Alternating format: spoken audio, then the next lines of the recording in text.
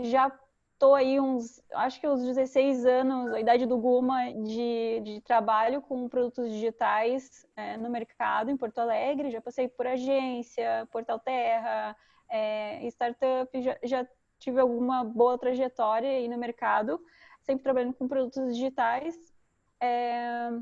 Eu não sou uma especialista em métricas, não sou uma especialista em dados, mas o meu objetivo hoje aqui é tentar trazer um pouco de como é que eu aplico essa visão de métricas no meu trabalho, né, associado com design, junto de POs, PMs, como é que eu evoluo produtos digitais usando métricas. Para começar, métricas, fazendo aqui já deixando um pouco claro as coisas, métricas não é Google Analytics, então quando a gente fala de dados, a gente não está falando de ser especialista em ferramenta. Google Analytics é uma ferramenta, então a gente não é sobre isso que a gente vai falar, ou não é sobre isso que a gente fala quando a gente se refere a uma cultura de dados. Cada empresa usa as suas ferramentas, né? Vai do seu gosto pessoal, talvez. Para curso de Google Analytics tem cursos para isso, mas o dado realmente não é sobre uma ferramenta. Então, existe a ferramenta e existe o conceito. E aí eu começaria com uma pergunta, assim, uma reflexão que todo mundo pode fazer que está aqui, né? Você conhece as métricas do produto que você trabalha? Gostaria de ver se todo mundo que está aqui realmente hoje entende e conhece e se consegue responder se realmente conhece as métricas do produto que trabalha. Porque se a gente não conhece as nossas métricas, a gente não conhece os dados, como é que vocês evoluem os produtos? Isso eu já cheguei em alguma empresa nessa minha trajetória onde ninguém conhecia os dados, ninguém conhecia números, ninguém conhecia, não tinha nenhum contexto de por que estava fazendo as coisas. E isso acho bem perigoso, assim, para conseguir evoluir os produtos. Porque tem o livro do Lean Startup, ele fala daquela tríade que é bem interessante, que a gente, então, constrói, mede e aprende. Mas acaba sendo um desperdício a gente construir e não medir. Acaba sendo um desperdício a gente medir e não aprender. A gente acaba sendo um desperdício, então, a gente aprender e não construir. Então, a gente tem que fazer disso, né, desses três tópicos, eles serem fluidos, eles serem eles acontecerem de uma forma, numa sincronia, né? A gente não adianta a gente só construir, não adianta a gente só medir, não adianta a gente só aprender. A gente tem que botar isso numa cultura, a gente tem que botar isso no nosso dia a dia, essa forma de trabalho.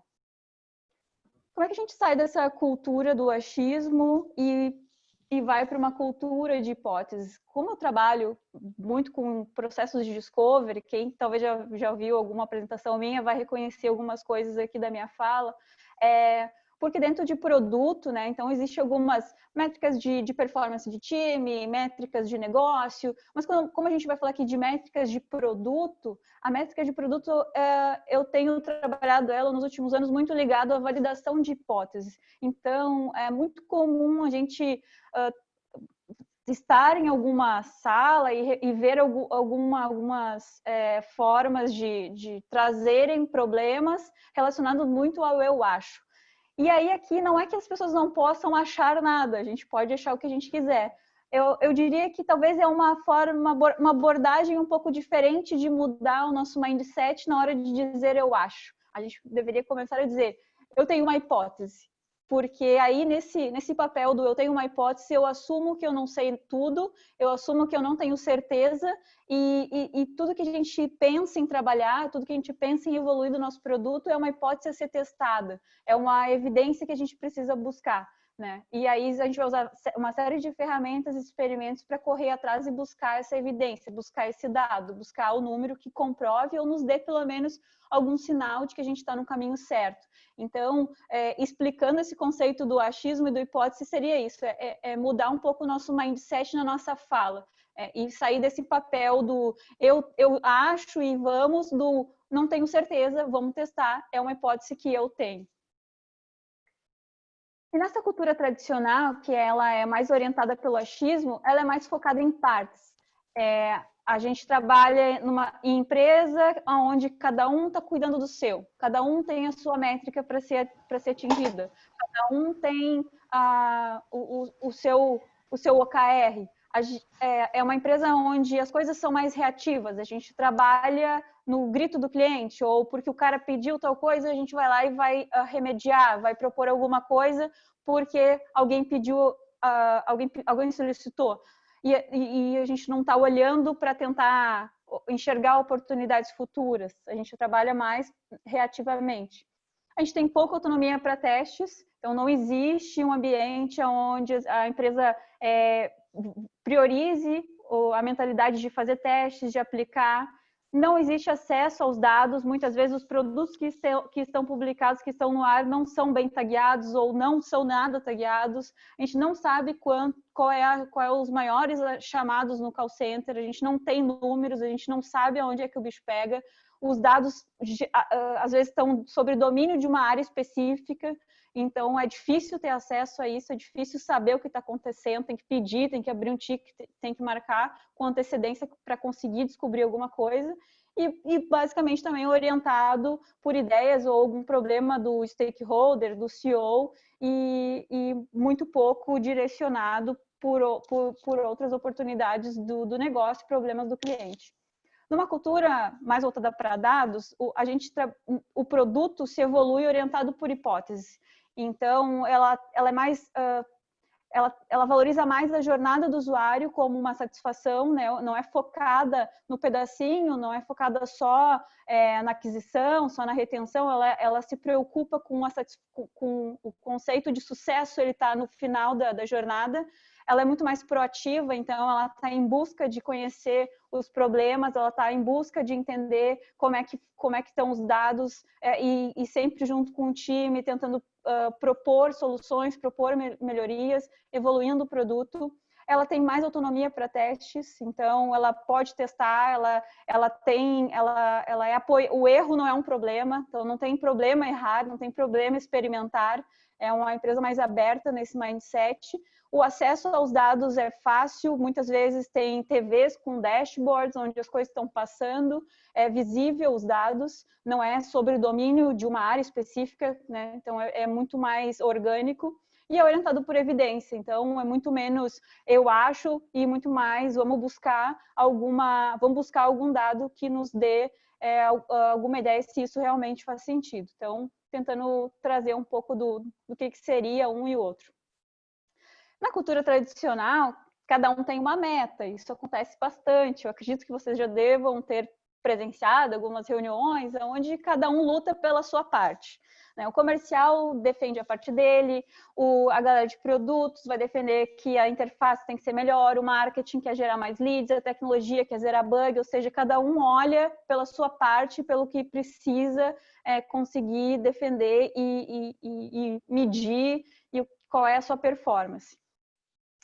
Na cultura de dados, o foco deveria ser no objetivo, no usuário concluir o objetivo dele na jornada. Então, a gente não deveria olhar para o sucesso da área, o sucesso do comercial, o sucesso da interface. Se a gente aplica o mindset de que o que importa é se eu tenho um usuário de um e-commerce, por exemplo, ele tem um objetivo no final da história, e não importa onde ele começa, onde ele termina, onde é que ele conclui. Muitas vezes ele começa, sei lá, no aplicativo e conclui no telefone. Muitas vezes ele começa numa pesquisa no Google e conclui no site desktop, mas ele passa por uma série de pontos de contato e que não necessariamente é o produto que eu trabalho. Muitas vezes ele conclui, eu trabalho na parte do aplicativo e o usuário concluiu a compra no telefone.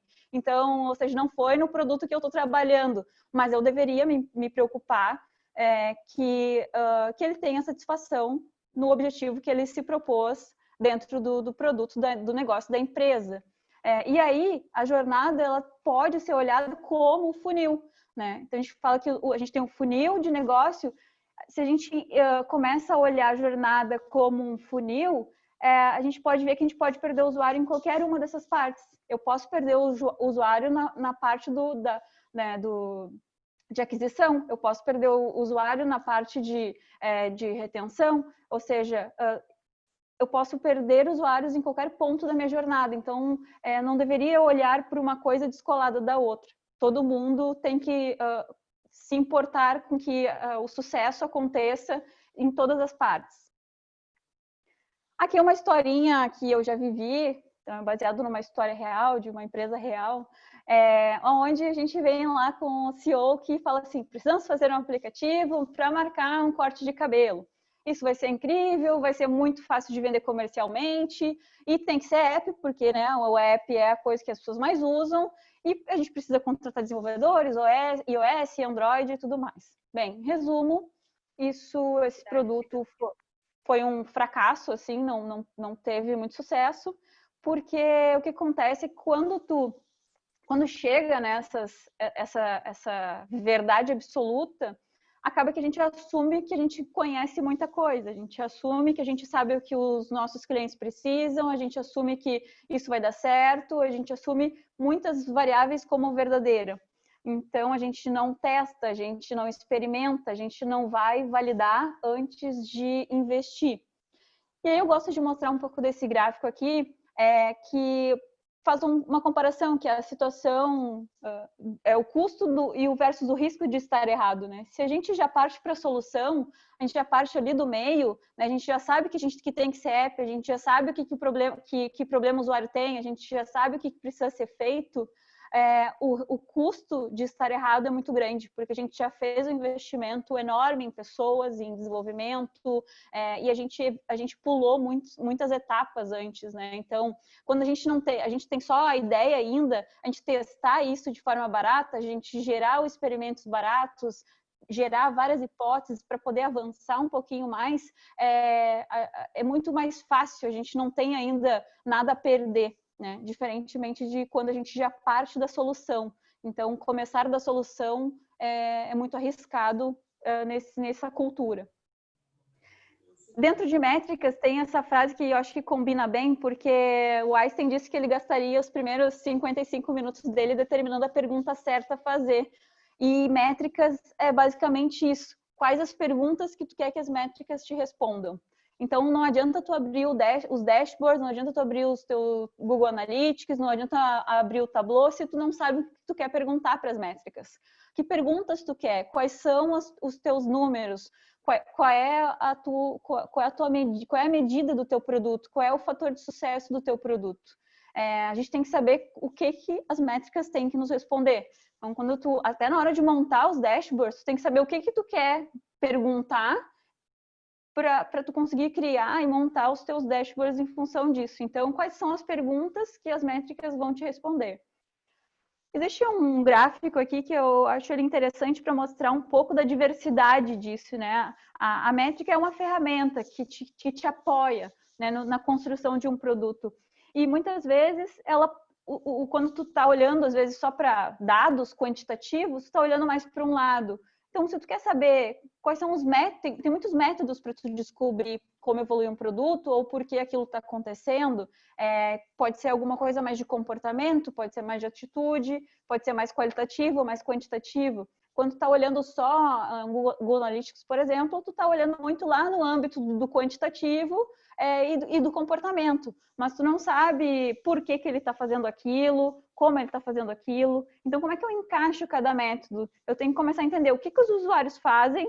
Então, se eu estou olhando lá o meu Analytics, eu estou entendendo que quando que o usuário acessa, quantidade de cliques, qual é o caminho que ele percorre dentro do meu produto, da onde ele vem, qual é o dispositivo que ele usa, mas eu não sei por que ele faz aquilo, eu não sei qual é a intenção que levou ele a fazer aquilo, por que ele entrou por um caminho e não entrou por outro, por que ele veio. Então, assim, para eu descobrir outras coisas, eu tenho que somar com outros métodos, né? Então, as minhas ferramentas não é só olhar os números, é olhar uma composição. Eu tenho que compor as minhas perguntas com outras coisas, eu tenho que usar mais métodos para chegar a um pouco mais de conclusão e buscar um pouco mais de evidência, né? Então, é a soma de várias ferramentas para isso. Então, quando a gente quer saber assim, o que está acontecendo, quem vai te dizer isso são os dados quantitativos. Geralmente, então, dados quantitativos te dizem o que está acontecendo.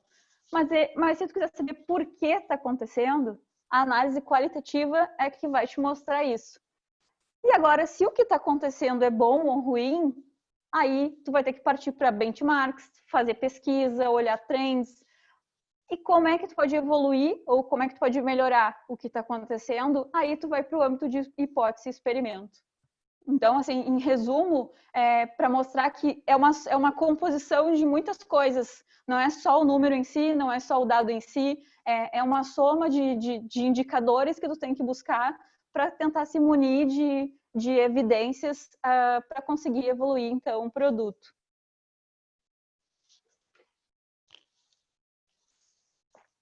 E quando a gente fala dessa cultura de dados, olhando para a hipótese, tudo começa, né? Eu venho trabalhando muito nesse formato que é da oportunidade. Então, eu começo buscando uma oportunidade e aí eu gero algumas hipóteses, planejo alguns experimentos, e esses experimentos têm que ser aí rápidos, fáceis de executar, até que esses experimentos me tragam aprendizados que são as minhas evidências, são as minhas métricas, né? Então, como é que dentro das oportunidades, como é que eu busco, então, esse contexto? A oportunidade é onde eu vou atrás do contexto, onde eu vou tentar entender como é que é o meu produto atual, como é que é a performance dele, que problemas ele tem, qual é a parte do funil que ele é problemático. E aí eu vou gerar algumas hipóteses para tentar solucionar essas oportunidades que eu encontrei. E aí gero alguns experimentos para validar isso, até tentar buscar algum sinal e algum aprendizado de como isso pode ser evoluído. E como encontrar oportunidades? Bom, existe uma série de formas que a gente pode fazer para encontrar oportunidades, tanto dentro da empresa quanto fora da empresa. A gente precisa buscar contexto. Eu acho isso muito importante, assim, até ficar repetindo, porque senão a gente não consegue defender o nosso trabalho, não consegue defender muitas das coisas, porque a gente não tem contexto do nosso produto. A gente precisa conhecer aonde ele não performa tão bem. E a gente pode fazer isso de diversas formas, analisando hoje as métricas do produto atual, chamados no call center, entrevista com equipe, entrevista com cliente, benchmarks no mercado, problemas, sei lá, comentários em avaliações na review de aplicativo. Diversas formas a gente pode fazer isso para tentar ampliar um pouco a nossa visão, né, e não ficar dentro da sala de reunião achando um monte de coisa. Então, eu acho bem importante que a gente precisa conhecer o funil do nosso produto. Aonde é que existem gargalos? Aonde que existem oportunidades? Por que que não do checkout até o sucesso no meu e-commerce a gente só consegue fazer 35%? Essa é uma taxa boa ou ruim? Né? Como é que eu faço isso? Como é que eu sei que eu deveria estar trabalhando nesse ponto da jornada e não na aquisição? Por que agora eu estou fazendo uma feature que é de aquisição e não estou trabalhando em outra feature que é lá de um ponto que é muito mais relevante, até para tomada de decisão, às vezes, em saber como priorizar alguma funcionalidade, conhecer isso ajuda muito, né? Então, por que a gente está trabalhando nisso? Por que a gente vai priorizar tal história aqui no sprint e não essa, sendo que a gente tem mais problemas aqui? Então, é bem importante conhecer. Uma estrutura de como escrever hipóteses aqui, então... e é legal isso ser feito também sempre com um time, né, para a gente fazer. A forma de tu escrever hipóteses não é aquela forma do achismo, não é o acho, já é a gente acredita que fazendo tal coisa a gente vai ter um resultado, que daí é um sinal que tem que ser mensurável num X período de tempo. Então é legal na hora de escrever isso que a gente consiga colocar uma medida, porque a hipótese ela precisa ser escrita de uma forma a ser invalidada, ela tem que ser possível de ser invalidada. Então, a gente tem que tentar não enviesar na hora de escrever a hipótese a ponto de que a gente nunca consiga derrubar ela, né? Então, um exemplo, a gente acredita que aumentando o tamanho das imagens na página, a gente vai ter um aumento de 5% de clientes que clicam nas imagens de hotéis e depois fazem a reserva em 2 semanas. Então, isso é uma estrutura para buscar algum indicador de melhoria e performance no produto. um exemplo como fazer isso, né? Então, em sessões de brainstorm com o time, tu vai lá. Então, olhando o nosso funil, a gente viu que a nossa conversão no checkout é de 35%. Por que será que isso está acontecendo?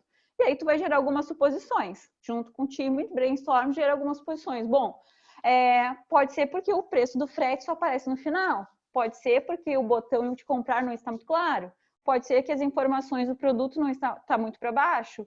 Ou porque não exibimos a reputação do vendedor. E aí gera várias suposições. E para cada suposição dessas, tu pode gerar alguma hipótese para tentar validar. Então, quem sabe se a gente exibir o preço do frete mais para baixo, vai aumentar a conversão em 5% em 2 semanas. Se a gente mudar a cor do botão, vai levar a conversão para 3% em uma semana. E aí tu começa a gerar hipóteses, e aí muitas vezes tu pode rodar isso até em paralelo, dependendo, né, de como é, do produto, e gerar os teus experimentos e tentar buscar alguma informação para ver se era qual dessas suposições que tu tinha é a que fez mais sentido. Tem aí uma forma de tentar também, junto com os times, né, de como é que eu consigo fazer o meu time ser ágil para do âmbito da hipótese até chegar à validação, minimizar esse tempo de validação. Então, como é que a gente pode gerar aprendizados mais rapidamente? A gente deveria conseguir aí gerar até uns dois aprendizados por semana, seria interessante, assim, mas cada time tem a sua performance, mas como é que a gente dá mecanismos para os times conseguirem se desenvolver e e minimizar esse tempo entre hipótese e validação. Então, isso aqui também é uma performance de time que é bem interessante de se ter e ajudar. Então, para isso também os experimentos, né? Existe uma série de experimentos que a gente pode fazer. Esses experimentos, eles têm que ser com muito pouco desenvolvimento ou nada de desenvolvimento, usando ferramentas free,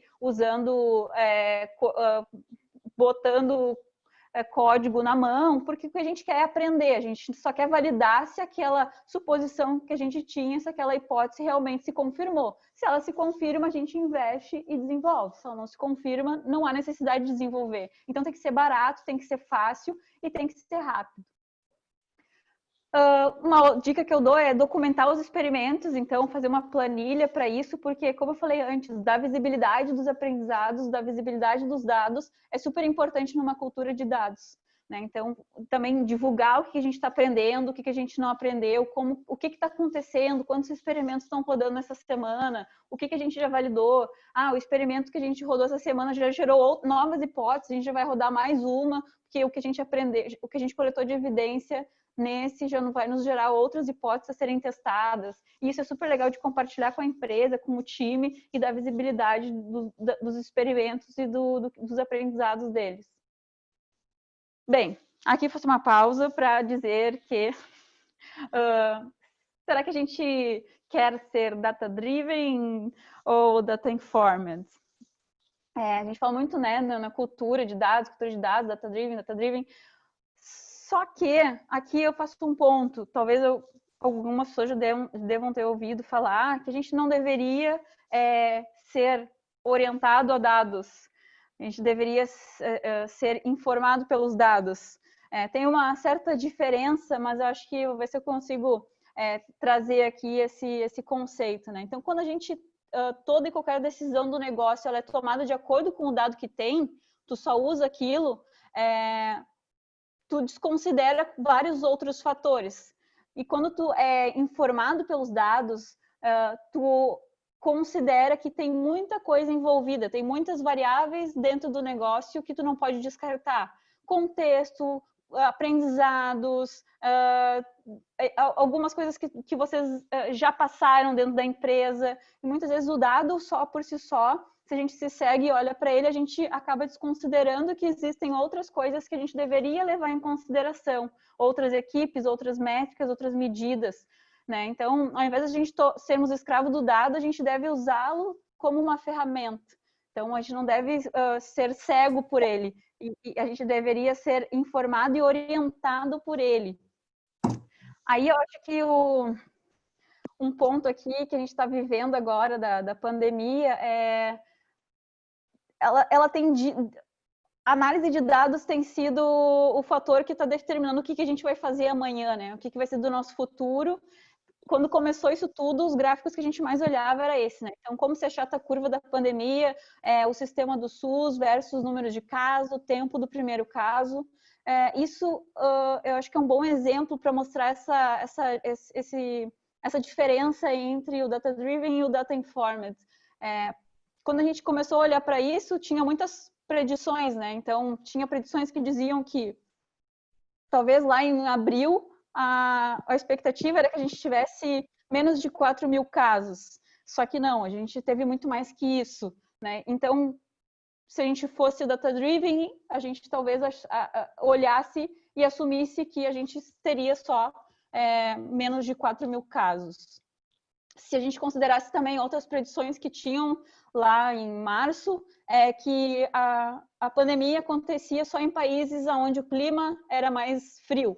Então, nós num clima mais quente estaríamos um pouco melhor, mas seríamos beneficiados com isso, o que não foi verdade. Dentro do nosso próprio país, a gente vê que os estados, inclusive, que são regiões quentes, são as regiões que mais são afetadas. Por que isso, né? Acho que porque se a gente fosse data-driven, a gente agora a gente agora vai dar. desconsideraria. Oi? Vou lá.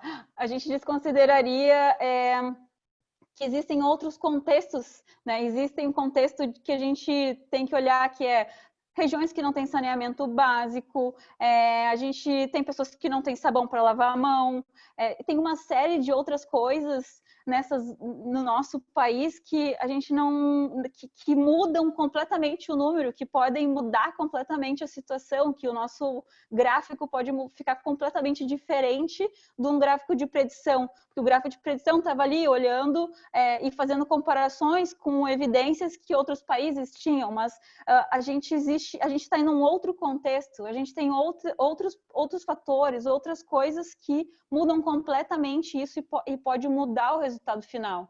Então, acho que o Covid é um bom exemplo do que seria um data-driven e esse data-oriented, né? Então, a gente tem que olhar, mas entendendo que muita coisa pode mudar se a gente porque a gente tem que levar em consideração outros fatores, outros contextos.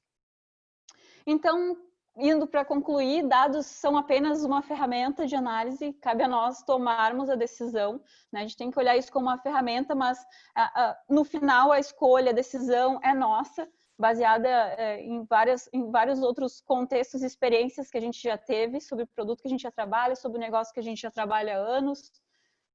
Não tenha medo do IPO lá, que né, aquela pessoa que é o mais bem pago, porque aproveita as métricas, aproveita os números, porque é uma ferramenta excelente de argumentação. Né? Tem a frase ali que diz que sem dados você é apenas uma pessoa com opinião. Eu acho isso ótimo, porque tu fica no eu acho isso, tu não tem dados para comprovar. Isso é só apenas a tua opinião, tu não tem mais evidência, né? E quando a gente tem métricas, todo mundo consegue se igualar no mesmo nível. A gente está falando da mesma coisa porque a gente tem uma evidência única. Então, não tenha medo e eu acho que é uma forma de conseguir argumentar com stakeholders. E não se apegue a ferramentas, né? Os números não vão trazer as respostas, a gente precisa combinar outras formas de análise, como eu mostrei ali. Os números sozinhos, eles não trazem resposta. E essa aqui, para concluir, que é uma frase da rede de inteligência do Google, muitas pessoas usam os dados para se sentirem melhor com as decisões que elas já tomaram. Então, aqui é uma frase que fala muito sobre viés, acontece muito, né? Não adianta de nada tu ter dados se tu vai acabar tomando uma decisão emocional, no final das contas. E isso é bem comum, porque às vezes é difícil tu ouvir verdade sobre o produto que tu trabalha, é muito difícil. Então, às vezes, tu direciona até tuas pesquisas, até tua forma de fazer as perguntas para os dados para que eles digam o que tu quer ouvir. Então, como tu tirar esse viés, como tu não tomar decisão emocional, não olhar a métrica de vaidade, realmente olhar com bastante desapego, né? Eu acho que é bem importante. Então, eu diria para ninguém não seja essa pessoa. E é isso aí. Espero ter trazido alguma coisa, alguma reflexão para todo mundo hoje. rápido, me avisem, tá? Pode me avisar, Guilherme, né? Porque às vezes tem um tempinho entre o que eu passo e o que vocês veem aí, né? Pode deixar, aviso sim. Tá, então, primeira coisa é do que a gente está falando quando a gente fala de produto. E talvez a gente está falando de coisas diferentes, tá? No contexto de software, no contexto digital, eu entendo que tem uma certa confusão semântica, porque a palavra produto ela não é muito esclarecedora. Na verdade, ela é bem pouco clara, né? A gente encontra esse termo em vários contextos com sentidos diferentes. Eu mesmo sou graduado em design de produto, né? E quando eu penso no produto que eu entendi na minha formação, era um produto físico, industrial, né? Que era construído em uma fábrica. Quando a gente fala em produtos digitais, as pessoas pensam, mas é o software, mas eu não vendo software, né? Para mim a tecnologia é só suporte, entre várias aspas. Eu tenho e-commerce, mas o e-commerce não é produto, ele é um canal de distribuição. Mas o meu produto é o que eu vendo, mas o cliente às vezes ele não tem essa percepção, às vezes ele, né, tem uma assinatura, mas ele entende que ele está comprando software. Como é que funciona isso? Então, a gente tende a ver a ideia de produto de um modo simplista e disciplinar, tá? E isso nos cega um pouco. Então, às vezes a gente enxerga o produto somente como aquilo que a gente está construindo para resolver um problema ou uma necessidade, que no nosso mundo de tecnologia é aquilo que a gente fala, né, de software em funcionamento. Às vezes a gente enxerga o produto somente aquilo que a gente está vendendo, ou a nossa prateleira de produtos, né, aquilo que o vendedor vai lá e promete para o cliente ou entrega para o cliente. E às vezes também a gente entende o nosso produto somente como o conjunto de benefícios percebidos, né? Não, meu cliente está comprando transporte, capacidade de transporte, meu cliente está comprando um final de semana tranquilo, né? E a gente acaba limitando a nossa visão, né? Então a gente às vezes tem uma abordagem só tecnológica, às vezes uma abordagem somente ligada à parte comercial ou de negócios, às vezes uma abordagem só ligada a uma visão mais de marketing, né? De construção de imagem do produto. E a verdade é que a gente tem que entender o produto como um pouco de cada. Às vezes, e dependendo do produto que a gente trabalha, ele pode ser mais uma coisa do que outra, a gente pode ter uma visão maior do que outra, mas é bom nunca negligenciar as demais possibilidades e dimensões que a gente vai enxergar nisso. E por quê? Porque a ideia do produto, o produto ele é um sustentáculo dentro de nossas empresas e que vai ligar as três pontas, né? A ponta do usuário, né? A ponta do negócio e a ponta da tecnologia. Quando a gente fala de produtos digitais, essas pontas nunca deixam de existir, né? Sempre vai ter tecnologia, negócio e usuário. Por que a gente entende que o produto vai ficar ali no meio, não por ser mais importante, não porque ele é melhor que qualquer coisa, mas é porque ele lida com essas diferenças de interesse, diferenças de fundamentos, para conectar isso tudo e entregar o que a gente vai chamar de valor e entregar resultado para a empresa, né? Então, nesse entendimento, primeiro, o nosso produto ele é contextual, tá? Ele é contextual. Então, dependendo do contexto que a gente está olhando, e mesmo dentro da empresa a gente tem vários contextos, a gente pode ter vários produtos ali dentro. Ele não depende só do cliente, né? Ele é uma convergência de várias coisas ali, como a gente viu, né? Tecnologia, negócio e usuário.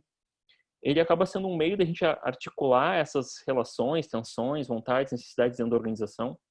E ele também é um modo de a gente empacotar e orientar os objetivos que a gente tem como empresa, tá? E a gente faz isso com produtos terceiros, né? Aquilo que a gente acaba tratando como uma coisa diferente, ele pode ser um produto. Então, quando tu pensa tu tem um produto físico, sei lá, uma lâmpada, e tu pensa no supermercado como um canal de vendas para ti, mas lá no supermercado cada coisa pode ser um produto, a gôndola pode ser um produto, a transportadora que tu entende como um canal de distribuição, ela também o transporte dela é um produto para aquela empresa, então a gente já trata os produtos de outros, né, como meios, e a gente pode olhar para dentro da empresa e fazer a mesma coisa.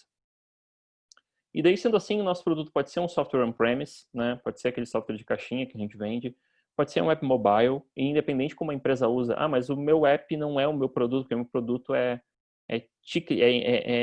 ingresso de cinema, o aplicativo só serve para vender, mas ele também pode ser tratado como um produto, né? O aplicativo em si, um produto que sustenta outros produtos. Pode ser um produto físico, né? Uma colher, pode ser uma funcionalidade dentro do teu produto pode ser tratada como um produto por si só, né? Que tem usuários, que tem um business que sustenta alguma coisa e que tem uma tecnologia própria, um software as a service, um próprio serviço que a empresa tem, um pacote disso tudo. O próprio e-commerce, que pode ser um canal para alguns produtos, ele também pode ser tratado como um produto que gera algum benefício, que as pessoas vão lá por algum motivo. o próprio site institucional, né, ele pode ser tratado como um produto, um blog de conteúdo, um sistema interno, uma API. Então, essa ideia de produto é um recorte, ele é contextual, é importante para a gente conseguir definir as nossas métricas de produto.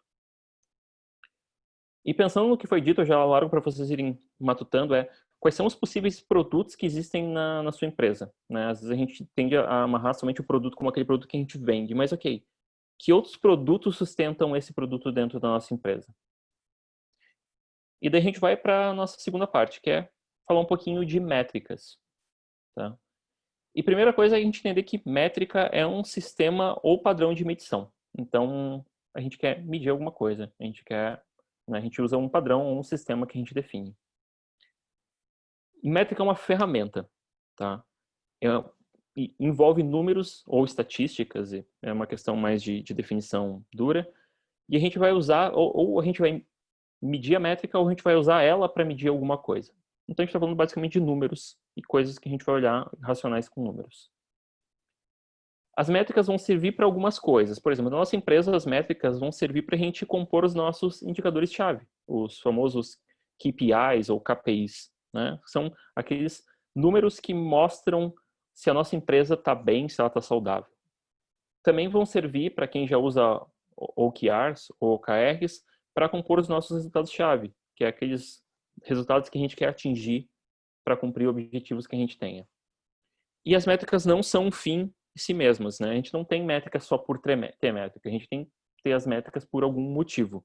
E eu acho que a Daiane trouxe alguns pontos bem legais, né? Que a gente vai usar as métricas como apoio, né? Para atingir o objetivo, para descobrir alguma coisa, para pensar, para evoluir nosso produto. E não a gente vai elencar métricas por ter. E que isso é um problema bem comum que às vezes a gente enfrenta na nossa empresa, né? A gente conta muitas coisas, mas a gente não usa isso para nada, ou usa muito mal, né? Então, a métrica ela tem que ser um meio e não um fim em si mesmo. Eu não olho para as coisas, eu não metrifico as coisas por metrificar. Eu metrifico porque eu entendo que eu vou tirar algum resultado disso.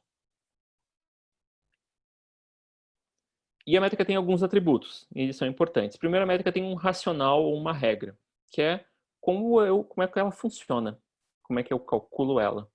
Depois ela tem um valor resultante, que é o resultado desse racional, né? Eu aplico o racional e eu obtenho alguma coisa. Depois a métrica tem um tempo de sensibilização, um tempo de resposta, que é o tempo que eu levo para perceber na métrica o resultado de alguma ação que eu fiz. E por último, eu tenho uma distância dessa métrica do resultado de negócio. E daí eu vou ligar de novo com a apresentação da Daiane, que ela falou que cada área está olhando para o seu número, né? Mas ok, a gente tem um resultado geral da empresa. E cada área vai acabar olhando para o seu número porque tem possibilidades diferentes do que fazer. Mas qual é a distância dessa métrica para a métrica resultante do negócio, né? Porque eu tenho que saber que tem uma ligação. Um exemplo, né? Uma métrica bem comum para quem tem produtos web é o número de usuários ativos por mês. E daí a gente tem um racional. E esse racional pode variar conforme o produto, né? Não sei, se o produto é um site, o teu produto é uma ferramenta, ele pode variar. Então, tu tem que guardar o racional, né? Então, aqui a gente define o racional, que é o usuário que acessou o produto ao menos uma vez e executou pelo menos uma ação. Então, foi definido o racional de como essa métrica é calculada. Ao aplicar esse racional, a gente tem um resultado. 100 mil usuários ativos em janeiro. O tempo de sensibilização dessa métrica geralmente é muito curto, né? Eu consigo fazer ações de fazer um estímulo para os usuários entrarem de novo, fazer estímulos para os usuários usarem certas coisas que aumenta essa métrica muito fácil. Mas ela geralmente está muito distante do resultado de negócio da empresa. A gente pode dizer que talvez não, né? Eu tenho um site que tem propaganda, então talvez seja mais próxima. Então a minha métrica tem uma distância. Quando eu vou para uma métrica como churn, que é uma métrica bastante usada em softwares como serviço, em SaaS, também, de novo, o racional varia. Alguns especialistas vão dizer para usar uma certa fórmula para calcular churn, outros vão dizer outra. Então, ela tem um racional. Depois ela tem um valor que é o resultado disso. Ela tem um tempo para sensibilização que é muito mais longo, ou seja, se eu faço uma ação para evitar o churn dos meus clientes, a fuga dos meus clientes, provavelmente eu vou demorar um tempo a perceber isso, né? Eu vou demorar a perceber que realmente aquela ação que eu fiz teve um efeito, ou aquelas ações que eu fiz estão tendo efeito na redução do churn. Mas, em compensação, ela é uma métrica muito mais próxima ao resultado do negócio. Eu consigo ver uma correlação muito óbvia e muito direta entre eu movimentar, reduzir o meu churn, por exemplo, e ver o meu resultado de negócio melhorando. Quando a gente pensa em racional, a gente tem muitos padrões, mas eles têm que fazer sentido para o teu produto. Então, eu trouxe alguns exemplos, a gente tem vários exemplos aí fora de métricas, e tu pode ter racionais próprios para o teu produto. O valor resultante, o maior problema é a captura e a geração dele, e a gente tem que fazer esse esforço. E em relação ao tempo de sensibilização e resposta e distância do resultado de negócio, a gente tem que tomar alguns cuidados. Que cuidados são esses que a gente tem que tomar? Primeiro, o tempo de sensibilização. Tem que ter noção de quanto tempo leva para sensibilizar a métrica, né? Então, ok, eu fui lá, defini uma métrica, sei o racional, mas eu tenho que entender como as minhas ações afetam ou não essa métrica e com que velocidade. Métricas rápidas, métricas que a gente tem uma sensibilização rápida, é o que a gente vai entender como métrica de tendência, tá? Que é o que lá fora eles chamam de leading metric ou leading indicator, tá? Que é uma métrica geralmente mais simples e que eu consigo ver o reflexo muito rápido, né, de uma ação que eu efetuo com o meu produto. Métricas de resultado, ou as métricas lagging, são aquelas que geralmente são mais complexas e elas demoram para mostrar uma reação após as ações feitas. Tá? Então, eu fiz uma mudança no meu produto e refletiu ou não naquela métrica? Demora. E geralmente a gente faz o quê? A gente reage ao resultado. Então, a métrica leading, ela é chamada leading porque a gente geralmente age ativamente para modificá-la e conseguindo acompanhar essa modificação, enquanto que a métrica lagging é aquela que a gente faz uma ação e vai demorar muito tempo para ver, então a gente vai acabar reagindo ao resultado dela e não atuando proativamente sobre ela. Por que é importante? Porque isso, no nosso produto, a gente tem que conseguir ter os dois. A gente não pode ter só métricas leading ou só métricas lagging. E a distância do resultado de negócio. O que a gente tem que pensar é, se a gente afeta positivamente a nossa métrica, a diferença é percebida no negócio? A gente consegue fazer essa correlação? E a gente tem que tentar mapear ela, porque nem sempre é possível, né, fazer essa correlação. Um exemplo é, por exemplo, quando a gente pensa num funil de vendas, a gente tem lá a quantidade de leads, né? A quantidade de leads com a quantidade de fechamentos do mês, né? O fechamento do mês, ele fala muito sobre o resultado de negócio da empresa. A quantidade de leads, nem tanto. Eu posso ter 1 milhão de leads e fechar uma venda, né? Mas eu sei, por exemplo, que talvez se aumentar o meu número de leads qualificados, eu tendo a fechar mais vendas. Então, eu consigo mapear certas correlações, né? Eu sei que se as pessoas entram mais no meu produto, eu consigo mapear uma correlação de que elas gostam mais do meu produto e consequentemente, elas tendem menos a sair. Então, essas correlações elas têm que ser mapeadas porque essas métricas que estão mais distantes do negócio, elas não virem o que a gente chama de métrica de vaidade, que é eu meço para me sentir bem, né? Que é, o meu aplicativo tem 1 milhão de downloads. E o que isso quer dizer? Talvez não diga nada, porque eu não sei se se eu aumento o número de downloads, qual é o impacto que eu tenho, por exemplo, no número de assinaturas que eu tenho no meu aplicativo, no número de compras.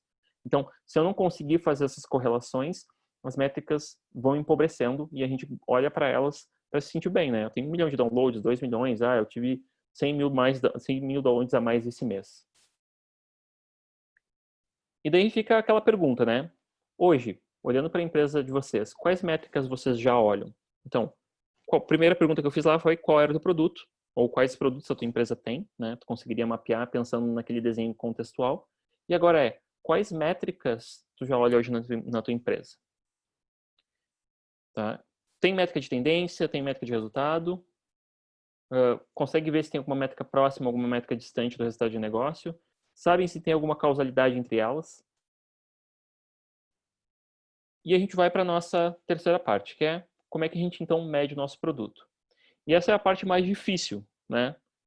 Tentar entender um pouco quais são os produtos que a gente tem nessa empresa, dá trabalho, mas a gente consegue fazer. Entender que a métrica é a parte mais fácil de todas, mas agora é como medir o nosso produto. Então a gente tem que responder 4 perguntas para tentar medir o nosso produto. A primeira pergunta é, qual o jogo que a gente quer jogar? E há 3 jogos principais no qual nossos produtos podem participar quando a gente pensa em software, tá? O primeiro é o jogo do engajamento, que é basicamente para produtos relacionais, redes sociais, notícias, né? Produtos que querem que as pessoas fiquem próximas, né? No qual o valor que ela gera é conforme as pessoas atuam mais lá dentro, participam mais daquilo. Pode ser o jogo da produtividade, que é a maioria dos produtos que são ferramentas, né, que servem para resolver alguns problemas. Então, um gerenciador de tarefa, um CRM, um RP, softwares corporativos em geral, softwares B2B em geral são focados em produtividade, né? Mas softwares mais simples, como um aplicativo de anotações também. Ou o jogo da transação, né, no qual o que interessa é as pessoas fazerem compras, fazerem processos de comercialização, de trocas ali dentro. Então, desde um e-commerce, plataforma de pagamentos, um marketplace, né? Então, tem vários produtos que se encaixam nesse jogo. O jogo já nos dá algumas métricas de mercado que a gente deveria estar olhando, né? Se a gente é uma rede social, a gente está num jogo de engajamento, a gente tem que olhar algumas coisas.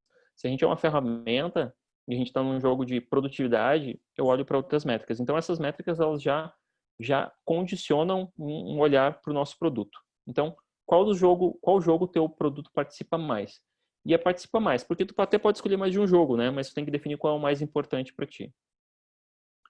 Ele vai ser o ponto de partida e daí a gente começa a evoluir para a próxima pergunta. E a segunda pergunta que a gente tem que responder é: qual etapa de ciclo de vida que o nosso produto está? E é uma coisa que a gente às vezes esquece de responder, que a gente não gosta de olhar, mas que é um conteúdo bem antigo, que é ciclo de vida de produto. Que é, eu olhando para o ciclo de vida, onde é que está meu produto? É um produto que está em introdução, que ele está começando no mercado, que ele está começando a ganhar clientes e faturamento. É um produto que está em franco crescimento, né? Que eu estou conseguindo fazer uma alavancagem. É um produto que já está maduro, né? Em termos de mercado, funcionalidades. Ou é um produto que está em declínio, em que eu em breve vou ter que aposentar ele. E aposentar produto não é um pecado, é parte do ciclo de vida, né? Quando eu estou com um produto muito introdutório, me interessa mais é olhar frequência, né? Eu ter métricas e eu estar com o meu olhar voltado para a frequência. As pessoas estão utilizando com frequência o meu produto, com frequência suficiente, daí o suficiente vai variar conforme o teu produto é. Alguns produtos vai ser diário, alguns produtos vai ser semanal, alguns vai ser mensal, né? Quando o meu produto começa a crescer, é bom eu olhar frequência e amplitude. As pessoas estão usando com frequência, estão usando aquilo tudo que eu tenho oferecido. Produtos mais maduros, eu devo olhar frequência, amplitude e profundidade. As pessoas estão usando com frequência, estão usando tudo, estão usando a complexidade do meu produto. Não que eu vá deixar de olhar frequência, amplitude e profundidade quando eu estou no início do ciclo de vida, né? Mas importa um pouco menos. E talvez eu não deva me preocupar tanto com essas métricas, ou não devo determinar tantas métricas para olhar isso. Então, a gente tem que ter métricas que cubram todas as dimensões de utilização do nosso produto. Daí, que nem a gente falou ali. Frequência, amplitude e profundidade, né? A frequência, então, os usuários usam o nosso produto com qual frequência? Ela é suficiente? A gente consegue olhar isso, né? Os usuários, a amplitude é quando os usuários usam muitas coisas do nosso produto. Então, a gente tem uma ferramenta de gerenciamento de tarefas. Eu tenho uma funcionalidade de agendar a tarefa, eu tenho uma funcionalidade de criar lista. As pessoas usam todas as funcionalidades ou quantas funcionalidades elas usam? O que isso significa no meu produto? E profundidade as pessoas vão além, elas utilizam aquela micro coisinha que eu criei lá no fundo, né? Então, até fiz um exemplo aqui, né? Minha ferramenta de gestão de tarefas, não, as pessoas usam todo dia. Quantos usuários usam todo dia? Quantos usuários por mês cadastram determinadas funcionalidades que eu vejo que ele tem uma amplitude de uso grande? E profundidade, quantos usuários registram uma determinada funcionalidade específica e complexa? Lembrando que eu olho isso porque eu entendo que isso tem correlação com o meu negócio, com resultados que eu vou gerar e que vão bater no meu resultado da empresa como um todo. Mas é importante a gente ter um panorama mais amplo, tá? E daí, né, que entra essa questão de ligar na questão nos resultados da empresa como um todo. Que a pergunta 3 quais etapas da jornada do cliente o teu produto alcança? E, de novo, fazer uma ligação com a apresentação da Daiane. A Daiane falou que a gente tem que olhar para a jornada como um todo. Porque talvez o contato do usuário começa com o teu produto, mas não finaliza. E tudo bem. Isso não é um problema. A gente tem que ter consciência disso para também olhar esses números, né? Então, um exemplo bastante padrão é o funil pirata, né? O funil R, né? Que é um funil muito utilizado para o produto SaaS. Tá? Então, ele olha além de métricas de utilização, porque a gente vai olhar muito para a utilização do produto, mas a gente tem que olhar além. Então, dentro de um funil, tem uma série de etapas da jornada do cliente e tem modelos de funis diferentes, tá? Tem modelos adaptados, tem modelos com etapas diferentes, marketing tem alguns funis também. Mas é importante a gente entender que o meu produto ataca na aquisição, como a gente obtém o cliente, meu produto ataca na ativação, como esse cliente é colocado para dentro da empresa e começa a utilizar a nossa proposta de valor. O meu produto ataca a receita ou não ataca a receita? Eu vendo nele ou não vendo? O meu produto ataca a retenção? Geralmente os produtos atacam mais na retenção, né? Ele tranca, segura o cliente. O meu produto ataca na recomendação, faz com que o cliente veja tanto valor a ponto de indicar o nosso produto para outros. Então, entender onde o teu produto atua é muito importante. Daqui a pouco tu não consegue afetar numa etapa, né? Não, o meu produto é online, então ele serve para aquisição, porque a pessoa descobre o produto por ali, e a ativação também, porque ela faz o onboarding, ela se cadastra e faz o onboarding do meu produto, mas ele não compra online. Então eu não ataco receita, Augusto. Tudo bem, mas é importante olhar e entender e ver qual as relações que o teu produto gera com relação às etapas da jornada do teu cliente que tu não afeta. E daqui a pouco o teu produto pode afetar só uma etapa. Então, como se relaciona com o resto? E a quarta pergunta é a pior de todas, que é aonde o teu produto quer chegar. Por que é a pior de todas? Porque as outras elas foram mais, digamos assim, menos inspiracionais, né? Elas foram mais duras. O primeiro a gente perguntou qual o jogo que a gente queria participar e é uma decisão bastante simples, é olhar para o tipo de produto que a gente tem e tomar uma decisão, né? A segunda é entender qual o ponto de ciclo de vida que nosso produto está, que também é uma questão de entender, nosso produto está crescendo muito, está crescendo pouco, já passou, né? A gente está numa maturidade alta ou não. E a terceira pergunta é entender onde é que o meu produto se encaixa nessa jornada que toda do produto para o cliente, do cliente dentro da empresa, né, na jornada que ele tem. Mas a quarta é aquela que pede que a gente pense para frente. Onde é que a gente quer chegar com o produto? Que ponto que a gente quer chegar? E a gente precisa ter uma visão para o nosso produto, aquilo que a gente projeta para ele, aquilo que a gente imagina que ele deve realizar lá na frente, né? Então a visão vai servir de apoio para a gente pensar, né, que tipo de resultado que a gente quer obter. E daí aqueles padrões de visão de produto, né? Ela tem que ser inspiracional, clara, tem que ser quantificável para a gente saber que a gente chegou lá. E ela gera algum resultado maior, né? Porque ela é inspiracional. E a partir dessa visão, então, a gente vai tentar encontrar ou definir uma métrica que vai nos servir como guia, né? Então, a gente falou de métricas de utilização, a gente falou de ver onde é que a gente está no funil como um todo, mas a gente vai querer uma métrica guia. E ela é bastante difícil de definir, né? Porque ela vai tentar nos ajudar a nos colocar em direção à visão. E métrica guia é aquilo que na literatura inglesa a gente vai ver ou como métrica foco ou como a famosa North Star Metric, né? Que é aquela métrica que nos impulsiona para a nossa visão, né? Ela é um auxílio para a gente chegar ao destino. Ela é como uma bússola, ela é como uma estrela, a estrela polar, né? Por isso que se usa muito, porque se usa o sistema North Star Metric. No nosso polo aqui é o Cruzeiro do Sul, né? A gente usa o Cruzeiro do Sul para indicar para onde ir para o sul. Ela é uma métrica geralmente de tendência, né? Ou seja, ela é uma métrica leading, né? Que a gente consegue afetar facilmente. E ela está a uma distância relativa do resultado de negócio. Geralmente não tão longe, né? Não extrema, mas ela não tem uma correlação simples entre eu aplicar mais esforço para melhorar essa métrica, para afetá-la positivamente e eu ver o resultado do meu negócio. Alguns casos famosos de North Star Metric, por exemplo, né? O Netflix é o tempo de tela, né? Ele sabe que se aumentar o tempo de tela, tende que tu vai ver mais valor, tu não vai ir embora, tu vai continuar pagando, então aumentar o tempo de tela é importante para o Netflix. E é por isso que o Netflix fez Netflix offline para te poder assistir no avião, porque ele está aumentando o teu tempo de tela, né? O Uber é o número de corridas por semana, então eles sabem que se tu tiver um bom número de corridas por semana, tu tende a ficar com o serviço, tende a fidelizar. O WhatsApp é o número de mensagens enviadas, né? Tu mandar mais mensagens significa que tu está mais engajado com a ferramenta. E o Amplitude, que é uma ferramenta de analytics, por exemplo, a North Star Metric deles é o número de usuários que fazem queries, né, na semana. Então, eles sabem que usuários que fazem queries, no volume de queries na semana, significa que ele está mais engajado com o produto. Consequentemente, isso afeta outras métricas, né, que vão impactar na receita da empresa como um todo. Tá? E a gente, né, relembrando as 4 perguntas. Qual jogo tu quer jogar? Em qual etapa do ciclo de vida o teu produto se encontra? Quais etapas da jornada do cliente o teu produto alcança? E por último, onde é que teu produto quer chegar? Onde é que ele deve ir? Para onde ele deve ir? E é importante a gente observar que a gente não falou de pontos entregues por sprint, número de funcionalidades ou projetos entregues, lead time, cycle time ou qualquer outra métrica Kanban, número de bugs resolvidos, porque é legal, é importante, é crucial medir a produtividade da equipe, mas elas não são métricas de produto, tá? Elas são métricas de processo, elas são métricas de desenvolvimento, como a gente quiser chamar. Elas não são métricas de produto. Tá? Por quê? Porque métricas de produto são sobre eficácia, sobre a gente estar fazendo as coisas certas que geram resultado.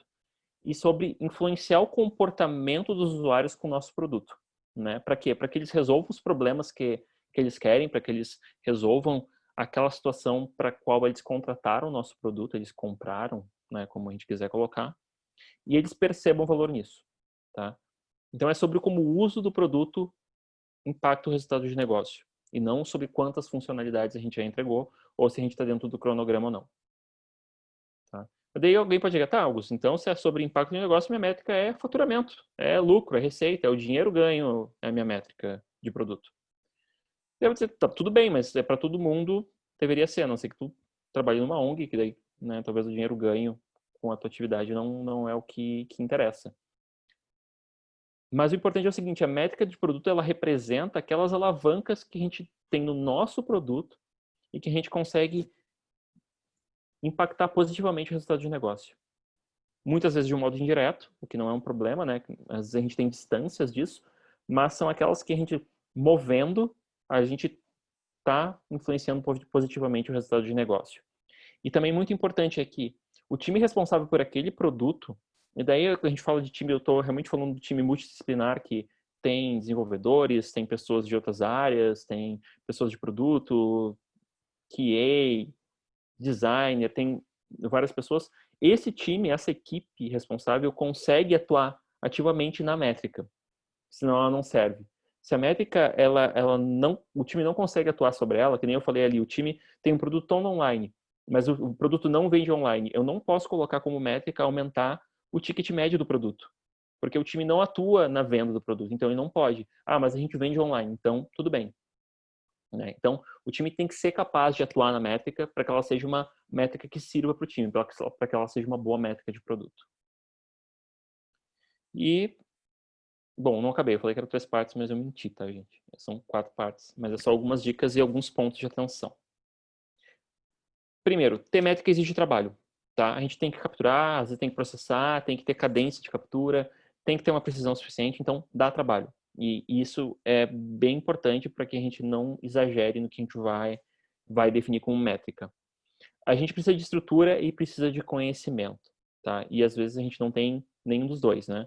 Então a gente vai precisar de base de dados, a gente vai precisar de analytics. Aquilo que a Deia falou, aquilo não é, a gente não está falando de métricas, mas a gente precisa disso para que o nosso trabalho fique consistente com o tempo. Então a gente tem que escolher alguma coisa factível que a gente vai conseguir construir e manter no nosso contexto de trabalho.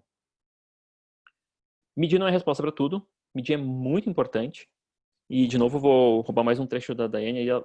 O medir vai nos dar vai nos dar o que está acontecendo, mas não vai dizer por que está acontecendo. Então, vamos atrás de informações qualitativas também, para entender por que as coisas acontecem. Tá? E as métricas têm que ser úteis, elas têm que ter uma serventia, né? Tu tem que conseguir olhar e entender elas. Se aquela métrica está coletando só por coletar, questiona, entende por que tu faz aquilo, sem correlação com alguma outra coisa no negócio, e se vale a pena ou não continuar coletando ela, tá? Porque dado, né, custa. Medir é um trabalho contínuo, tá? As métricas vão mudar, e isso não é ruim, tá? Na minha equipe mesmo, a gente está revisando métricas agora, e é natural isso, né? Aquela métrica, ela não era inútil antes, ela foi muito útil, mas ela chegou num patamar que agora a gente está olhando outras coisas. Por quê? Talvez porque nosso produto tenha modificado um pouco o enfoque, talvez porque a gente já conseguiu aprender o geral com aquilo e as métricas se estabilizaram, se a gente não está vendo muita alteração, talvez porque a gente não consiga mais extrair um resultado relevante daquilo, né? Então, repensem as métricas continuamente, isso não é errado, isso na verdade é muito positivo. Guardem o racional da métrica para que vocês também possam discutir isso, né? Lembra, como é que eu calculo isso? Bom, eu calculo isso desse jeito. Por que que eu calculo isso desse jeito? Por que que eu não calculo de outro jeito? Por que que faz sentido calcular assim? Olhem continuamente as métricas, né? Tenham rotina para olhar para elas, que, né, exige da gente de estar consultando e entendendo a evolução disso tudo. E alguns livros que eu estou sugerindo, tá? O último ali é gratuito, e a do Amplitude é sobre North Star Metric. Recomendo ler todos, assim, mas agora com o dólar nas alturas talvez não seja tão simples de obter, então recomendo que comecem pelo terceiro. E também alguns artigos e vídeos, tá? Para vocês consultarem, são todos muito bons. E é isso, gente. Obrigado.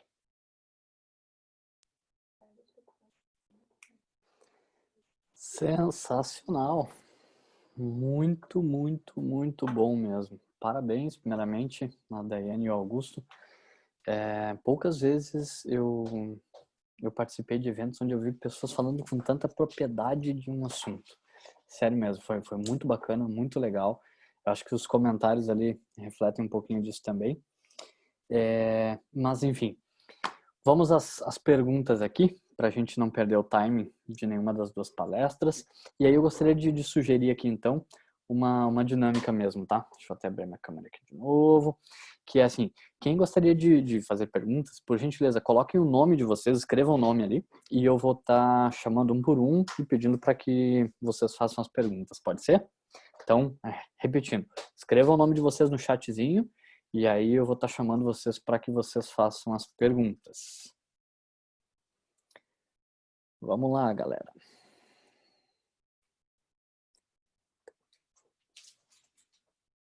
Aí, viu? A galera tá mandando os...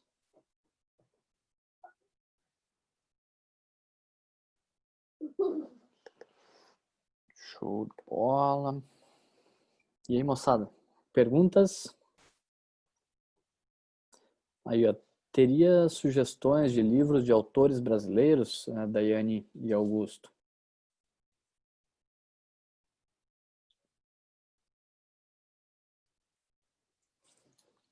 Uma boa pergunta. Então, eu acho que especificamente sobre métricas de produto, acho que ainda não.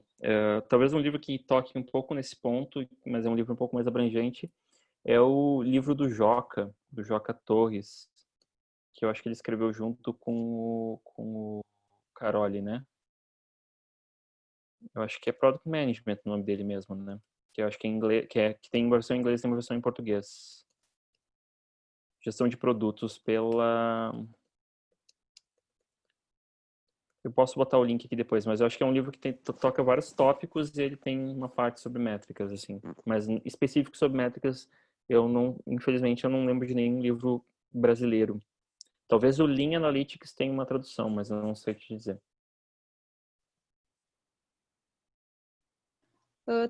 Tem um que eu acho que é o Hack and Growth. Eu acho que ele é em português. Vou botar aqui. Ele tem coisas sobre métricas também, validações. Vou botar aqui no chat. Show de bola. Então tá aí as dicas. Tem sobre experimentos, Muito legal, bacana aí, gente. Mais referências. Bom, o nosso amigo, inclusive aluno lá da Fundatec, fez a seguinte pergunta. Eu gostaria de saber se eles usam alguma coisa de Machine Learning ou Data Science no dia a dia.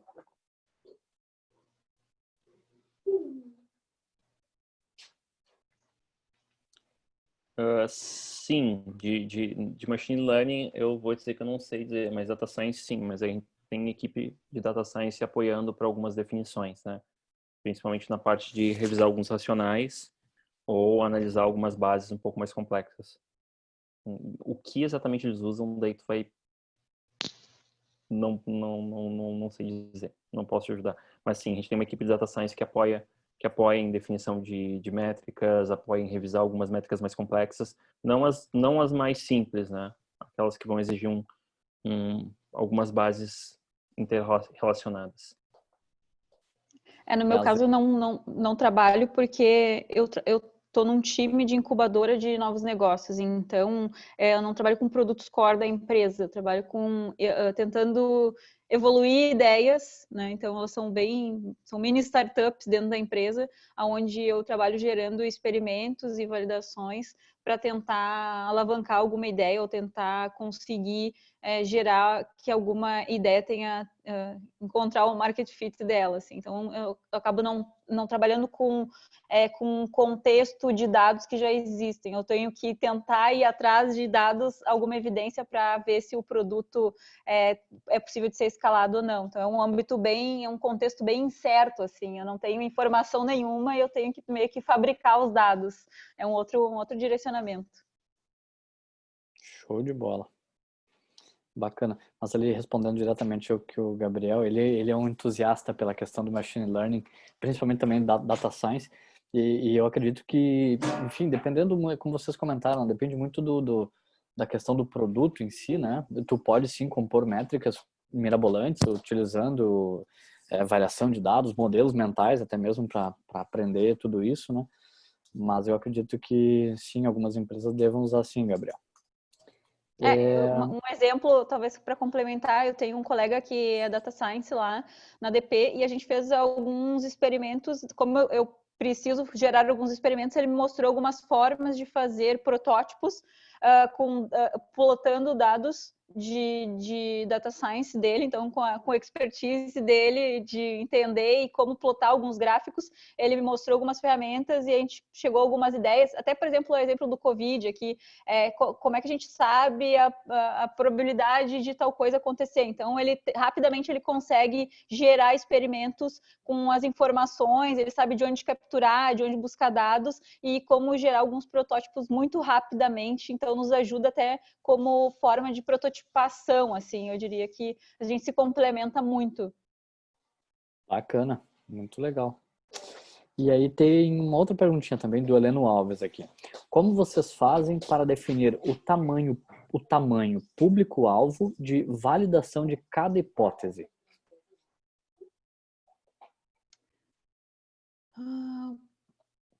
Pois bem, o público-alvo é que assim, quando tu vai gerar alguma hipótese para validar, tu já tem alguma ideia de qual seria a tua, com quem tu quer validar, né? Ou o produto já existe ou um produto não existe.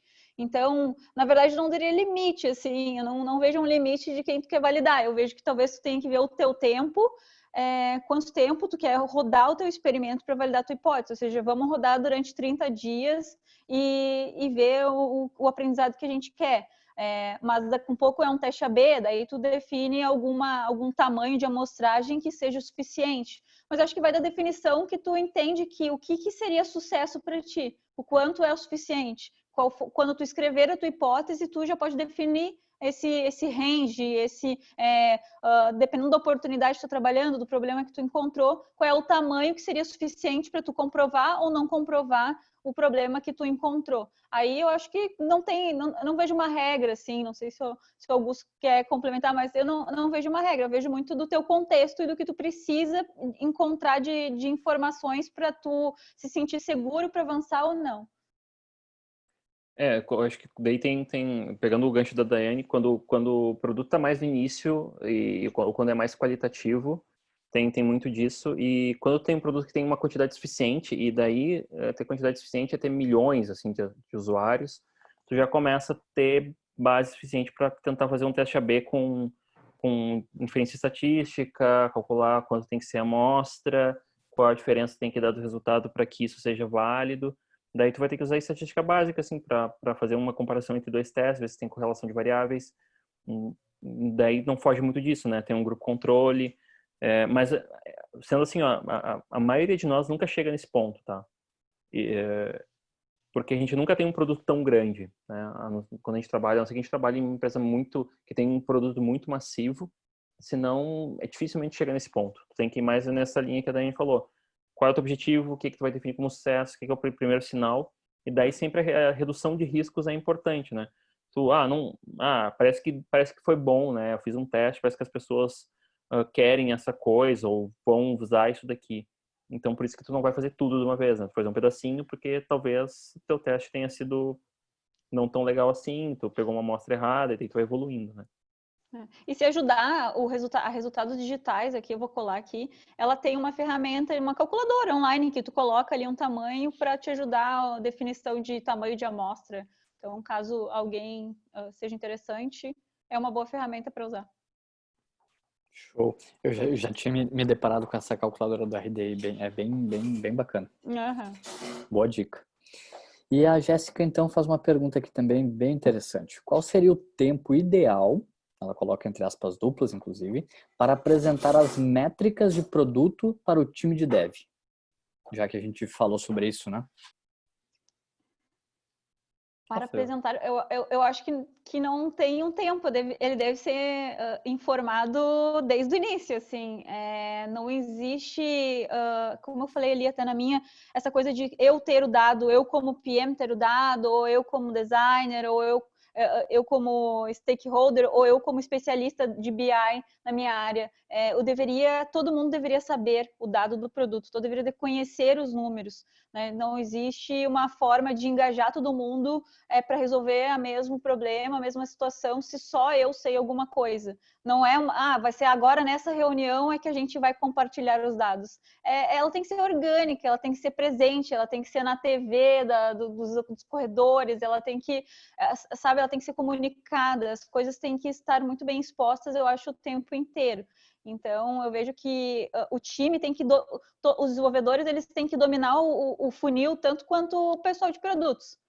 Então, e aí eu acho que é trabalho assim, acho que a galera de produtos tem mais facilidade de se aproximar um pouco mais dos problemas de negócio, de ir atrás desse contexto, mas assim que a gente descobre esse contexto, assim que a gente descobre quais são esses números, já trazer imediatamente para o time para compartilhar, porque daí todos nós vamos ter que se empenhar em melhorar, em performar o produto.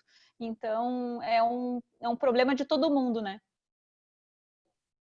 E complementando o que a Daiane falou, eu não sei, não pensando nos desenvolvedores, acho que todo mundo fica mais empolgado, fica mais feliz de saber que o trabalho que está fazendo gera algum resultado, né? Então, a pessoa, os desenvolvedores podendo, as pessoas que estão desenvolvendo lá, podendo ver que o que elas estão fazendo está gerando um resultado tal, eu acho que vai até engajar o time a ficar mais interessado em tudo isso, né? Por que a gente está fazendo isso agora? Que resultado a gente vai gerar? E por que a gente não faz tal coisa, talvez gere mais resultado, sabe? Mostrar é contínuo, né? Quando consegue ter uma relação rápida, então o time engaja muito. De ver que aquilo que ele está fazendo entregou, botou no ar e gerou um resultado, e botou outra coisa, mudou, né? Eu acho que é um outro mindset que a gente tem que tentar ajudar, né, os times, porque acaba, acho que quando a gente começa a compartilhar, até com o próprio desenvolvedor, assim, olha só o impacto que tu gerou, olha aquela coisa que a gente fez, olha como nós como time, olha o impacto que teve, olha o que mudou, olha onde o número estava e olha depois dessa mudança para onde foi. Ele se sente parte daquilo, né? E é a melhor forma de conseguir engajar, como o Augusto falou, e da gente se sentir querendo fazer mais, querendo contribuir, porque no final das contas, eu não quero fazer interface para botar num quadro na minha casa, eu não quero fazer o melhor código para ficar olhando como eu consegui escrever em poucas linhas. No final das contas, a gente quer gerar impacto para o negócio. E como é que a gente sabe se a gente está gerando impacto para o negócio? Olhando para o número do passado e o número do presente, o que a gente mudou e quais são as alavanquinhas que a gente conseguiu mexer com as coisas que a gente fez. Perfeito. E eu acho que nada mais... Ali a pergunta foi focada para um time de dev, né? Mas eu acho que nada mais frustra, né? Do que um trabalho bem realizado e que não é eficiente ou não surte efeito, ou então aquilo que é esperado. O que, de repente, é esperado não alcançado faz parte do aprendizado. É o erro que vocês até mesmo comentaram, né? Errar faz parte do aprendizado. Mas eu, como um desenvolvedor, me colocando na questão de vou fazer algo bacana para atingir uma meta, eu saber qual é essa meta, ou então o que eu vou atingir exatamente, faz um diferencial incrível. A motivação que a própria Daiane comentou, né, vem muito daí, né? E principalmente quando o Augusto comenta na talk dele, né, dos times que acabam por desenvolver, eu não sei exatamente se foi o Augusto ou a Daiane comentou, os times que desenvolvem um pouquinho da autoconsciência, né?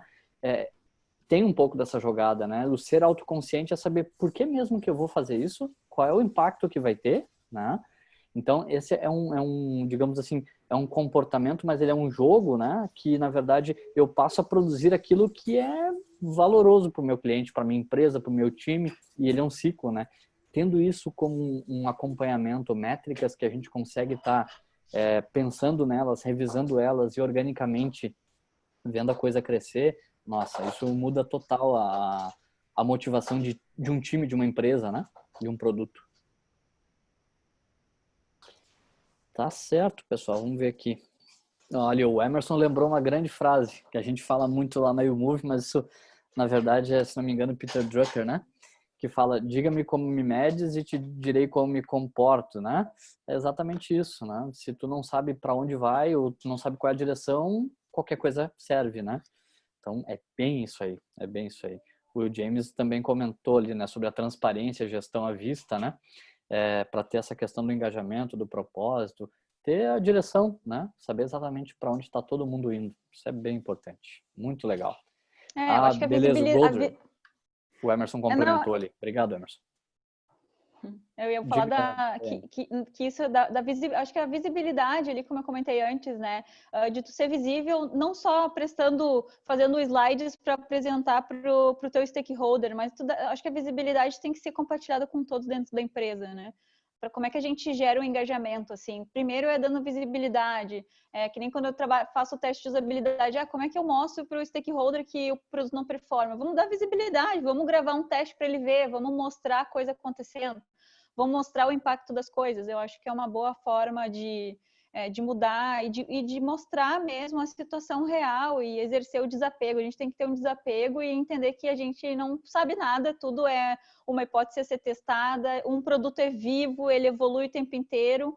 Um comportamento que um produto pode ter agora, daqui a 2 meses pode mudar completamente. Então, a gente tem que estar sempre monitorando, evoluindo, olhando números, ver por que está mudando, tentando entender por que mudou, o que levou, né? O que as pessoas estão fazendo agora que não faziam antes. Então, tem muitas perguntas o tempo todo para a gente estar olhando e tentando evoluir, né? O produto digital é algo que é vivo. É uma louça na pia que a gente sempre tem para lavar. Boa.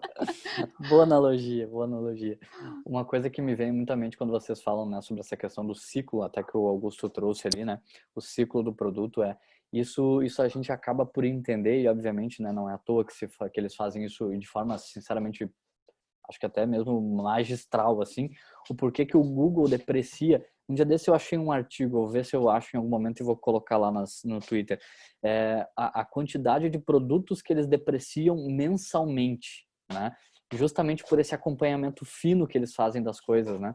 E exatamente entendendo, eu entendo, né, Augusto, que é exatamente entendendo cada uma daquelas particularidades que tu comentou ali, né? Sobre amplitude, sobre profundidade, enfim, frequência, e até mesmo tem uma questão muito envolvida que a gente, como tu falou, eu gostei bastante daquele teu slide da ONG, né?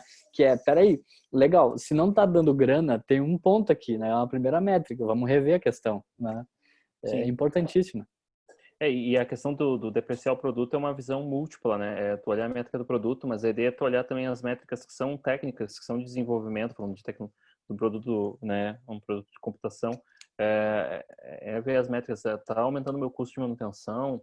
Então, a mesma métrica de produto, ela é uma superfície, né? Para todo o resto, assim, quer dizer, ok, meu produto está gerando resultado de negócio, tá ótimo aqui, tá? Mas olha só, meu custo operacional está aumentando, né? O meu ciclo de venda está ficando mais longo. Então, se a gente não enxergar o negócio ponta a ponta, a gente ficar sempre cego, não, mas olha só, eu estou entregando um monte de funcionalidade todo mês, que é uma métrica de desempenho, né, que as empresas gostam de medir. Ok, o que isso quer dizer? Talvez não diga nada, talvez seja um baita de um desperdício, né? Então, eu olhar o meu desempenho como time, né, o que a gente está fazendo, a gente está botando software no ar, eu olhar o resultado do meu produto e ele sozinho, mas eu também ver o resultado do ecossistema. Então, ok, o que está gerando lá no final, tá melhorando ou não o resultado da empresa, não tá, então volta e vamos tentar arrumar tudo isso aí. E se tiver que acabar com o produto, uma hora a gente tem que acabar. O Google é um bom exemplo, eles olham, não, vamos acabar com o produto. Ah, mas todo mundo usa. Cara, né, esse produto tá ascendendo de um jeito que ele tá ficando caro, tá ficando custoso, ou ele não tá gerando o resultado que a gente pretendia. a gente vai lançar outro produto, ou vai substituir, ou não vai ter produto para essa vertical. E é isso aí. Eu acho que o que tu comentas aí é muito pertinente, até mesmo o James ali um pouquinho atrás comentou, né, que a gente podia fazer novas talks aprofundando um pouquinho dos assuntos, que é legal, eu tô entregando, meu time está entregando não sei quantas funcionalidades, até mesmo por semana, né, talvez a gente esteja crescendo pro lado errado, né, talvez a gente esteja tão fora do norte, como tu comentasses ali, que a gente não tem mais norte, a gente só está crescendo conforme estão solicitando, conforme estão gritando para nós, né. Isso é algo bem complicado, né, de entendimento, que se tu não tiver exatamente essa ideia de norte, ou até mesmo a questão visionária, né, bem colocada por vocês ali, é difícil até mesmo digerir, porque chega uma hora que o barco ele simplesmente está navegando para onde não se sabe, né? E às vezes o time fica meio cego que a medida de sucesso é só feature entregue, né? Ah, esse time performa bem. Por quê? Porque ele entregou um monte de feature esse mês. Tá, mas que impacto isso teve no negócio? Que impacto isso teve no produto? O que mudou? Que número que mexeu? É isso que a gente tem que começar a se preocupar, sabe? Eu já cheguei numa empresa onde, assim, a gente tem tal e tal tarefa para fazer. Eu falei assim, por que a gente está fazendo essas tarefas? Da onde que surgiram? Me dê contexto, por que eu estou fazendo A e B e não estou fazendo C? Eu falei, vocês, com base no quê? Tá ligado a qual problema de negócio essa tarefa que eu tenho que executar? E ninguém sabia responder. E eu acho que a gente tem que ser mais questionador nisso, assim, como parte de time, muitas vezes de receber tarefas dentro do sprint. O sucesso não é feature entregue, não é velocidade de entrega, é impacto que gera. Né? Quanto custa, talvez também olhar o papel do PM lá, quanto custa manter tal bug no ar? Ah, custa tanto, mas se eu botar um time que também tem um custo X de, sei lá, 200 mil por mês para resolver, isso vai gerar algum impacto a gente corrigir isso agora, né? Então, começar a olhar um pouco com essa cabeça de impacto no negócio mesmo, e não sucesso é feature entregue. Perfeito. E aí a galera aqui já emendou outra ali, ó, vamos ver. O Emerson puxou o assunto e depois o João complementou. O Emerson comentou assim, o BSC pode ser uma ferramenta interessante para olharmos a visão toda, né, da cadeia. E aí o João comentou, boa pergunta, tenho a impressão que o tema métrica de produto é um nível um pouco mais baixo em relação ao BSC. Se puderem comentar sobre, tem essa dúvida. Eu concordo com o João. Acho que o BSC ele é mais alto nível, né? Ele só pega aqueles indicadores muito críticos da organização, né? Porque senão ele acaba ficando muito complexo. Eu já vi casos de usar BSC com cadeias e vários níveis e querer definir uma métrica do scorecard que é para aquela área, mas eu não sei, a minha impressão é que vai se perdendo, né? Alguns autores tentam, né, fazer esses links infinitos. A questão maior é se tu consegue achar causalidade entre essas coisas todas, que é o mais difícil, né? As métricas que eu estou melhorando no meu produto realmente têm causalidade. Alguns produtos é mais óbvio, né? Se tu vende, nem eu falei ali, tem um produto que é um SaaS online, tu vende online, o cara fecha todo o processo, tu consegue no produto influenciar o processo de compra, tu tá mexendo uma métrica claramente, assim, que talvez tu consiga ligar com uma métrica do scorecard, como faturamento, lucro, EBITDA, o que tu quiser colocar ali. Mas, se não, eu concordo que tem um assunto, vai ter uma ligação fora do scorecard, assim. Talvez uma coisa complemente a outra, né, Augusto? Não, sim, tu vai ter que uma coisa, são visões, né? Eu acho que só ter o scorecard é bastante pobre, uma organização, nós temos o scorecard, tá? E lá embaixo não olha nada. Difícil, né? Entendi. Muito bom mesmo. Bom, galera, acho que as perguntas findaram. A galera agradecendo muito aqui a participação de vocês. Eu particularmente agradeço mais uma vez. Muito obrigado. Acho que a noite foi riquíssima com o conhecimento de vocês, com o que vocês trouxeram. E com certeza acho que cada um de nós aqui tem muito a refletir, a levar para os seus produtos, para os seus seu dia a dia esse pensamento, né? Que eu acho que faz toda a diferença, né? Como vocês comentaram, né? Ser questionador, entender, não ser simplesmente uma pessoa que produz, mas sim produz, questiona, sabendo para onde vai, que quer agregar valor, né? Se eu fosse resumir, eu diria isso, assim. Acho que a gente deve sim produzir muito, mas de uma forma a agregar muito valor para o time, para a empresa, para as pessoas, né? Eu, pelo menos, tenho vestido muito essa camiseta, assim, de legal, bora, vamos entregar valor? Vamos, então vamos baixar a cabeça. Mas, peraí, para onde é que a gente está indo mesmo? De que forma? Aquela pergunta que a Daiane fez, né? Por que mesmo que eu tenho que fazer isso? Quanto esse tempo que a gente está gastando aqui está adequado? Será que a gente está tentando achar os MVPs, né, corretos para esse tipo de engajamento? Será que a gente está testando o suficiente antes de colocar algo em produção? Então, de novo, eu acho que é muito válido isso e fica o nosso agradecimento mais uma vez a vocês. Eu que agradeço, fiquei muito feliz em compartilhar, espero que tenha ajudado a refletir e também às vezes é bom ouvir coisas que a gente já está pensando e muitas vezes a maioria da galera que fala assim, depois de uma talk, fala, eu sempre falo isso, mas ninguém me ouve, então é legal vir mais uma pessoa e falar, vocês estão certos, exijam os números, eu acho que ajuda e dá um certo alívio, né, quando a gente ouve outra pessoa falando que também passou por esse mesmo problema, então espero ter podido levar um pouco desse alívio também para quem compartilha das mesmas dores. E se precisar de alguma dica, de trocar alguma informação, eu estou disponível, pode me adicionar no LinkedIn aí, vou adorar compartilhar. Boa. Mesma coisa, muito obrigado pelo convite, é ótimo compartilhar. E ótimo estar de novo aqui com a Daiane, porque é o segundo Guma, né? Daiane que participou do já weekend. estamos Sandy Júnior, já, nossa, vai!